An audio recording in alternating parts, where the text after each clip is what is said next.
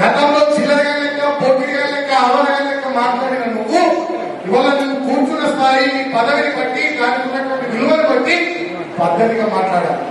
ఒక ఉద్యమ నాయకుడు ప్రాణాన్ని పరంగా పెట్టి తెలంగాణ తెచ్చిన నాయకుడు 10 సంవత్సరాలు తెచ్చిన తెలంగాణ బ్రహ్మాండంగా అభివృద్ధి చేసిన నాయకుడు కేసీఆర్ గారిని పట్టుకొని రంగాన్ని మాట్లాడుతున్నాడు. మీరు రండగాడు, హౌలగాడు, పాగంగాడు, దేడి దివానగాడు, రేవంత్ రెడ్డి గారు ఈ చెంతల కొడుకును ఈ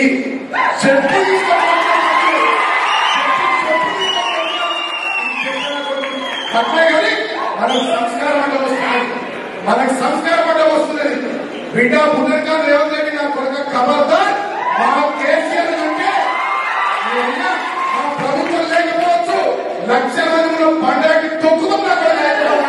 ఆ ముసలోని పుణ్యాన్ని ఆడేదో కొట్లాడినట్టు నటిస్తే మీరందరూ వెనక కూర్చొని బిచ్చగాళ్ళ లెక్క అడక్క తిన్న సన్నాసులు. మీరు ఎవడైనా సరే మాట్లాడేటో తలతిక్క సన్నాసిగాళ్ళు. సిగ్గు లజ్జ లేకుండా లక్షల కోట్లు దోంచుకొని ఇంకా మీకు కోపాలు వస్తాయి. ప్రజలు చెప్పులు తీసుకొని తన్నే రోజులు భవిష్యత్తులో ఉన్నాయని తెలియదా మీకు? బహిరంగ సభలు చూడంగానే లేకపోతే ప్రభుత్వ తీరు చూడంగానే మీకు పిచ్చి లేచిపోతున్నది. ఎర్రగడ్డకో ఆ వైజాగ్కో పోండి సన్నాసులారా, గుంపు కట్టుకొని పోరి.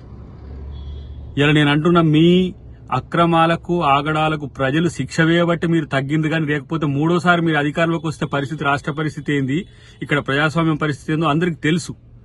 కాబట్టే మీరన్న దానికంటే 100 మాటలు ఎక్కువ అనగల శక్తి కాంగ్రెస్ కార్యకర్తలకు, కాంగ్రెస్ నాయకులకు ఉన్నది. ఈ మౌనం కేవలం ప్రభుత్వం వచ్చింది ప్రజల కోసం మనం ఆలోచించాలనే ఉద్దేశంతోనే తప్పితే చివరికి ముఖ్యమంత్రి సైతం స్పందించినా మీకు సిగ్గులద్దలేకపోయాయి. ఇంకా పనికిరాని పిచ్చి మాటలు, పిచ్చి ప్రేలాపనలు. మిమ్మల్ని చెప్పులు తీసుకొని మొదటి నుంచి చివరి వరకు తన్నలేం.